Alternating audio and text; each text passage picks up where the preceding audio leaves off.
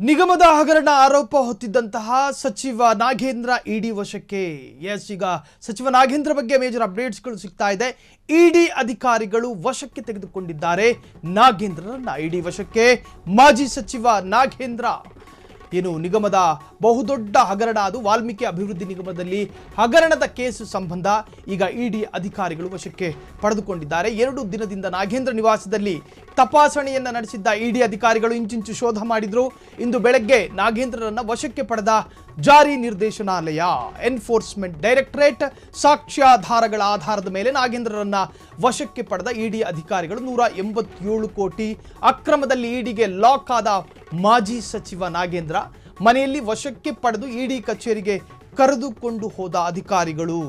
ಮಧ್ಯಾಹ್ನ ನಾಗೇಂದ್ರರನ್ನ ಬಂಧಿಸಿ ಕೋರ್ಟ್ಗೆ ಹಾಜರುಪಡಿಸುವಂತಹ ಸಾಧ್ಯತೆ ಇದೆ. ಅದಕ್ಕೂ ಮುನ್ನ ಸಾಕಷ್ಟು ಕಾನೂನು ಪ್ರಕ್ರಿಯೆಗಳು ಕೂಡ ನಡೆಯುತ್ತೆ. ಇಡಿ ವಶಕ್ಕೆ ಮಾಜಿ ಸಚಿವ ನಾಗೇಂದ್ರ ನಿನ್ನೆಯಿಂದಲೇ ವಾಲ್ಮೀಕಿ ಅಭಿವೃದ್ಧಿ ನಿಗಮದಲ್ಲಿ ಹಗರಣ ಕೇಸು ಸಂಬಂಧ ವಶಕ್ಕೆ ಸಾಕಷ್ಟು ಇಡಿ ಅಧಿಕಾರಿಗಳು ನಿನ್ನೆಯಿಂದ ಮಿಂಚಿನ ಕಾರ್ಯಾಚರಣೆಯನ್ನು ನಡೆಸಿದ್ರು. ಅವರ ಮನೆಯಲ್ಲಿ 2 ದಿನದಿಂದ ನಾಗೇಂದ್ರ ನಿವಾಸದಲ್ಲಿ ತಪಾಸಣೆ ನಡೆಸಿದ್ದಂತಹ ಇಡಿ ಅಧಿಕಾರಿಗಳು ಇಂದು ಬೆಳಗ್ಗೆ ನಾಗೇಂದ್ರರನ್ನ ವಶಕ್ಕೆ ಪಡೆದ ಜಾರಿ ನಿರ್ದೇಶನಾಲಯದ ಅಧಿಕಾರಿಗಳು ಸಾಕ್ಷ್ಯಾಧಾರಗಳ ಆಧಾರದ ಮೇಲೆ ನಾಗೇಂದ್ರರನ್ನ ವಶಕ್ಕೆ ಪಡೆದಿದ್ದಾರೆ. ಬರೋಬ್ಬರಿ 187 ಕೋಟಿ ಅಕ್ರಮದಲ್ಲಿ ಇಡಿಗೆ ಲಾಕ್ ಆದ ಮಾಜಿ ಸಚಿವ ಮನೆಯಲ್ಲಿ ವಶಕ್ಕೆ ಪಡೆದು ಇಡಿ ಕಚೇರಿಗೆ ಕರೆದುಕೊಂಡು ಹೋದ ಅಧಿಕಾರಿಗಳು.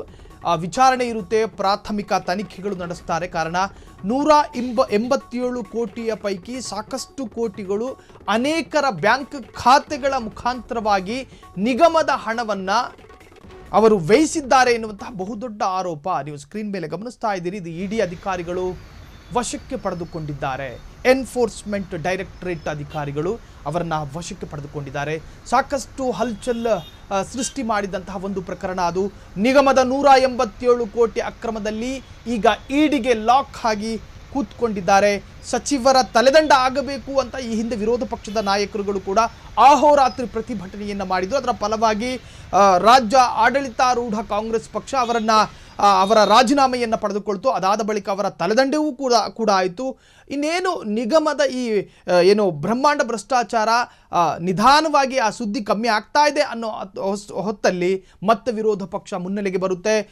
ಈ ವಾಲ್ಮೀಕಿ ಹಗರಣಕ್ಕೆ ಸಂಬಂಧಪಟ್ಟ ಹಾಗೆ ಆತನನ್ನು ಅರೆಸ್ಟ್ ಮಾಡಬೇಕು, ಆತ ಬಂಧನ ಆಗಬೇಕು, ಇಲ್ಲದಿದ್ದರೆ CM ಸಿದ್ದರಾಮಯ್ಯ ರಾಜೀನಾಮೆ ಕೊಡಬೇಕು ಎನ್ನುವಂತಹ ಅರ್ಥದಲ್ಲಿ ಹೋರಾಟಕ್ಕಿಳಿದ್ರು. ಸೊ ಇಡಿ ಅಧಿಕಾರಿಗಳು ನಿಖರವಾದ ಮಾಹಿತಿಯ ಆಧಾರದಲ್ಲಿ ಸಚಿವ ನಾಗೇಂದ್ರರನ್ನ ವಶಕ್ಕೆ ಪಡೆದುಕೊಂಡಿದ್ದಾರೆ. ಅದು ಕೂಡ ಸಾಕ್ಷ್ಯಾಧಾರಗಳ ಆಧಾರದ ಮೇಲೆ. ಅವರ ಮನೆಗೂ ಮತ್ತು ಅವರಿಗೆ ಸಂಬಂಧಪಟ್ಟಂಥ ಅನೇಕ ಕಚೇರಿಗಳಿಗೂ ಕೂಡ ಎನ್ಫೋರ್ಸ್ಮೆಂಟ್ ಡೈರೆಕ್ಟರೇಟ್ ಅಧಿಕಾರಿಗಳು ದಾಳಿ ಮಾಡಿ ಕಾರ್ಯಾಚರಣೆಯನ್ನು ಮಾಡ್ತಾ ಇದ್ರು. ಸಂಬಂಧಪಟ್ಟಂತಹ ದಾಖಲೆಗಳನ್ನು ಕಲೆ ಹಾಕೋದ್ರಲ್ಲಿ ಎಲ್ಲ ಅಧಿಕಾರಿಗಳು ಕೂಡ ಆಕ್ಟಿವ್ ಆಗಿದ್ರು. ಮಾಜಿ ಸಚಿವ ನಾಗೇಂದ್ರರನ್ನ ಈಗ ವಶಕ್ಕೆ ಪಡೆದಿದ್ದಾರೆ ಅಧಿಕಾರಿಗಳು. ಇವತ್ತೇ ನ್ಯಾಯಾಧೀಶರ ಮುಂದೆ ಹಾಜರುಪಡಿಸುವಂತಹ ಸಾಧ್ಯತೆ ಇದೆ. ಅದಕ್ಕೂ ಮುನ್ನ ಮೆಡಿಕಲ್ ಟೆಸ್ಟ್ ಮಾಡಿಸಲಾಗುತ್ತೆ. ಅಂದರೆ ಅಧಿಕಾರಿಗಳು ಈಗ ವಶಕ್ಕೆ ಪಡೆದುಕೊಂಡಿದ್ದಾರೆ. ಮೆಡಿಕಲ್ ಚೆಕಪ್ ಆದ ಬಳಿಕ ನ್ಯಾಯಾಧೀಶರ ಮುಂದೆ ಅವರನ್ನು ಹಾಜರುಪಡಿಸುವಂತಹ ಸಾಧ್ಯತೆಗಳಿದೆ. ಬೆಂಗಳೂರಿನ ನಿವಾಸದಲ್ಲಿ ನಾಗೇಂದ್ರ ಇಡಿ ವಶಕ್ಕೆ, ಇದು ಅಧಿಕೃತವಾಗಿ ಇಡಿ ಅಧಿಕಾರಿಗಳು ಅವರನ್ನು ವಶಕ್ಕೆ ಪಡೆದುಕೊಂಡಿದ್ದಾರೆ. ಅದು ಕೂಡ ಸಾಕ್ಷ್ಯಾಧಾರಗಳ ಆಧಾರದ ಮೇಲೆ ಅವರನ್ನು ವಶಕ್ಕೆ ಪಡೆದುಕೊಂಡಿದ್ದಾರೆ. ಈಗ ಇಡಿ ವಶದಲ್ಲಿದ್ದಾರೆ ಮಾಜಿ ಸಚಿವ ಬಿ ನಾಗೇಂದ್ರ. ಸತತ 2 ದಿನಗಳಿಂದ ನಾಗೇಂದ್ರ ಮನೆಯನ್ನು ಪರಿಶೀಲನೆಯನ್ನು ಮಾಡ್ತಾ ಇದ್ದಾರೆ ಅಧಿಕಾರಿಗಳು. ವಾಲ್ಮೀಕಿ ನಿಗಮ ಅಕ್ರಮ ಪ್ರಕರಣದಲ್ಲಿ ನಾಗೇಂದ್ರ ಇಡಿ ವಶಕ್ಕೆ. ಈ ಹಿಂದೆ ಒಂದು ಅಧಿಕಾರಿಗೆ ಭಾರೀ ಒತ್ತಡವನ್ನು ಕೊಡಲಾಗ್ತಾ ಇತ್ತು. ಆ ಒತ್ತಡವನ್ನು ಸಹಿಸಿಕೊಳ್ಳೋದಕ್ಕೆ ಸಾಧ್ಯವಾಗದೆ ಒಬ್ಬ ಅಧಿಕಾರಿ ಆತ್ಮಹತ್ಯೆ ಮಾಡಿಕೊಂಡಿದ್ರು. ಆ ಆತ್ಮಹತ್ಯೆಗೆ ಕಾರಣ ಬಿ ನಾಗೇಂದ್ರ ಎನ್ನುವಂತಹದ್ದು ಆ ಸತ್ತಂತಹ ವ್ಯಕ್ತಿ ತನ್ನ ಡೆತ್ ನೋಟ್ನಲ್ಲಿ ಬರೆದುಕೊಂಡಿದ್ರು. ಹಾಗಾಗಿ ಆ ವಿಚಾರ ಸಾಕಷ್ಟು ಸುದ್ದಿ ಆಯಿತು. ಬಿ ನಾಗೇಂದ್ರರನ್ನ ತಲೆದಂಡ ಆಗಬೇಕು ಅಂತ ಹೋರಾಟಗಳು ನಡೆಯಿತು. ಅದಾದ ಬಳಿಕ ಈ ತನಿಖೆಯನ್ನು ಕೈಗೆತ್ತಿಕೊಂಡಂತಹ ಅಧಿಕಾರಿಗಳು ಈ ತನಿಖೆಯ ಹಿಂದೆ ಬಿದ್ದಾಗ ಬರೋಬ್ಬರಿ ನಿಗಮದ ಹಣ ಅನೇಕ ಪ್ರಭಾವಿಗಳ ಬ್ಯಾಂಕ್ ಖಾತೆಗಳ ಮುಖಾಂತರವಾಗಿಯೇ ಸಾಕಷ್ಟು ಕ್ಷೇತ್ರಗಳಿಗೆ ಹೋಗಿದೆ ಎನ್ನುವಂತಹದ್ದು. ಅದು ಕೂಡ ಬಿ ನಾಗೇಂದ್ರನ ವೈಯಕ್ತಿಕ ವಿಚಾರಕ್ಕೆ ಖರ್ಚು ಮಾಡಲಾಗಿದೆ. ಅದು ತೆಲಂಗಾಣಕ್ಕೂ ಹೋಗಿರುವಂತಹ ವಿಚಾರ, ಇನ್ನು ಸುರಪುರ ಬೈ ಎಲೆಕ್ಷನ್ನಲ್ಲಿ ಖರ್ಚು ಮಾಡಲಾಗಿರತಕ್ಕಂಥ ಹಣ, ಇವೆಲ್ಲವಕ್ಕೂ ಕೂಡ ಲಿಂಕ್ ಆಗ್ತಾ ಇದೆ. ನಿನ್ನೆಯಷ್ಟೇ ಶ್ರೀರಾಮುಲು ಮಾಜಿ ಮಂತ್ರಿ ಹೇಳ್ತಾ ಇದ್ರು ಒಂದು ಕಡೆ ಸುರಪುರ ಬೈ ಎಲೆಕ್ಷನ್ನಲ್ಲಿ ಖರ್ಚು ಮಾಡಿದ ಹಣ ಎಲ್ಲಿಂದ, ಇವೆಲ್ಲವೂ ನಿಗಮದ ಹಣ ಅಂತ ಅವರು ಆರೋಪ ಮಾಡ್ತಾ ಇದ್ರು. ಜೊತೆಗೆ ತೆಲಂಗಾಣದಲ್ಲಿ ಕಳೆದ ಬಾರಿ ಏನು ವಿಧಾನಸಭಾ ಚುನಾವಣೆಯ ಸಂದರ್ಭದಲ್ಲಿ ಅಲ್ಲಿಗೂ ಕೂಡ ಹಣ ಹಂಚೋದಕ್ಕೆ ಇದೇ ನಿಗಮದ ಹಣವನ್ನು ಬಳಕೆ ಮಾಡಲಾಗಿದೆ. ಇದು ಕೇವಲ ಬಿ ನಾಗೇಂದ್ರ ಮಾತ್ರ ಅಲ್ಲ ಎನ್ನುವಂತಹದ್ದು. ಎಸ್, ಈ ಬಗ್ಗೆ ಮಾತನಾಡೋದಕ್ಕೆ ನಮ್ಮ ಪ್ರತಿನಿಧಿ ರಘು ಈಗ ಫೋನ್ ಸಂಪರ್ಕದಲ್ಲಿ. ಎಸ್ ರಘು, ನನ್ನ ಧ್ವನಿ ಕೇಳಿಸ್ತಾ ಇದೆ ತಮಗೆ?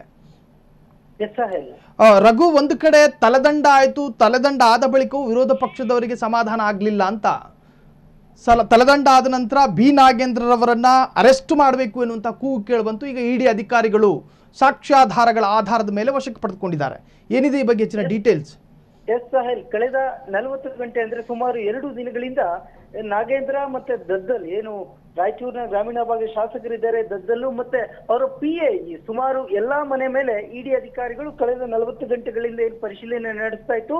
ನಿನ್ನೆ PA ಪಂಪಣ್ಣ ಅವ್ರನ್ನ ದದ್ದಲ್ ಮನೆಗೆ ಕರೆ ತಂದಾಗ ಈ ಇಡಿ ಅವರು ವಶಕ್ಕೆ ಪಡೆದುಕೊಳ್ತಾರ ಅಂತ ಒಂದು ಡೌಟ್ ಕಾಡ್ತಾ ಇತ್ತು.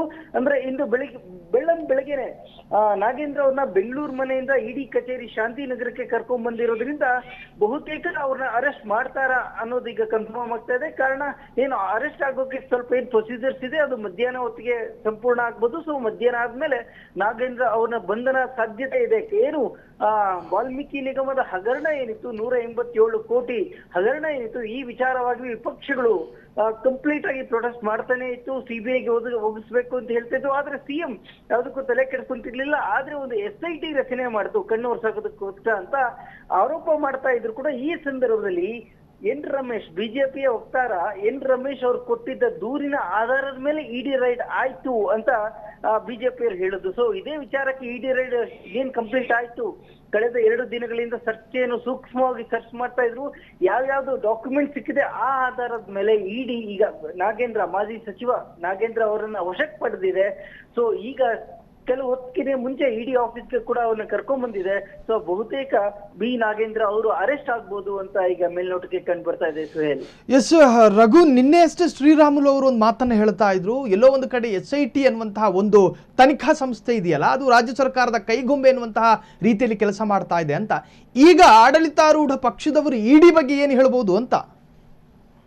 ಈಗ ನಿನ್ನೆ ಕೂಡ ನಾವು ಉಪಮುಖ್ಯಮಂತ್ರಿ ಅವರ ಸ್ಟೇಟ್ಮೆಂಟ್ ಗಮನಿಸಬೇಕಾಗುತ್ತೆ. ಇಡಿ ರೈಡ್ ನ ಅವಶ್ಯಕತೆ ಇರ್ಲಿಲ್ಲ ಅಂತ DK ಶಿವಕುಮಾರ್ ಒಂದ್ ಕಡೆ ಹೇಳಿಕೆ ಕೊಟ್ಟಿದ್ರು.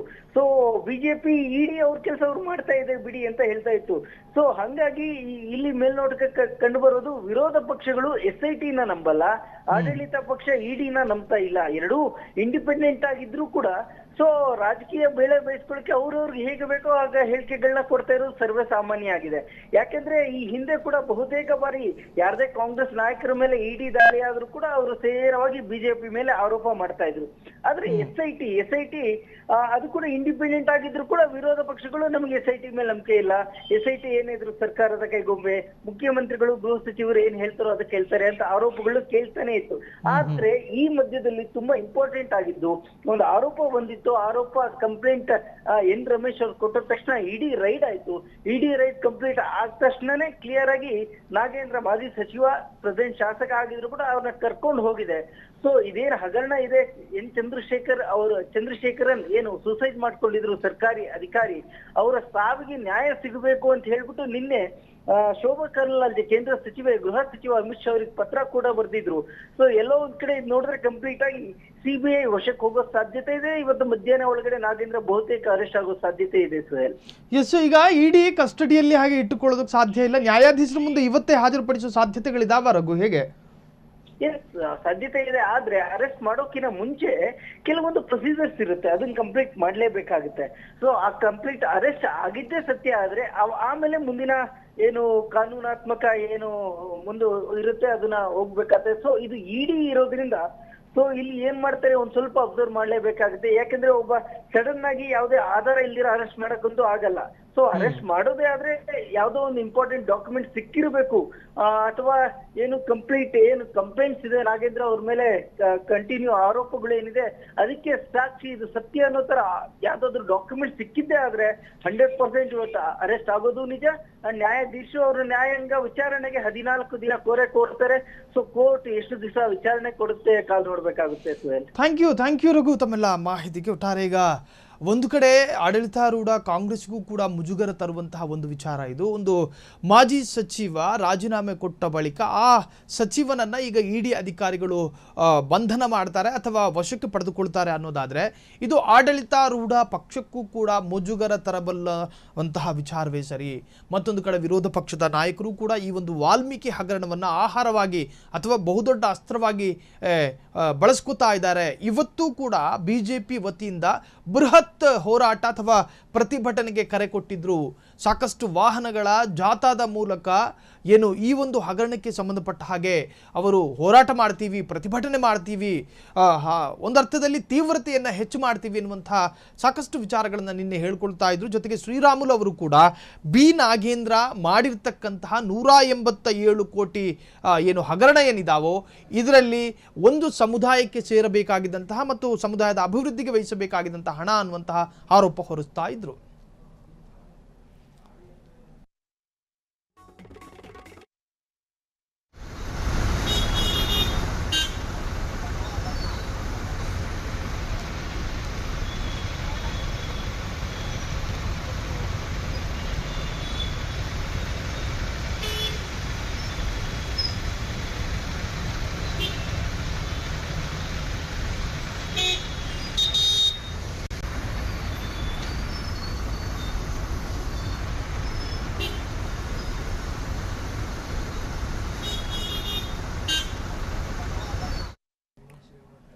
ಇವಿಷ್ಟು ಈ ಹೊತ್ತಿನ ಸುದ್ದಿ. ನೋಡ್ತಾ ಇರಿ ಫ್ರೀಡಂ ಟಿವಿ, ಇದು ಜನಸಾಮಾನ್ಯರ ಶಕ್ತಿ.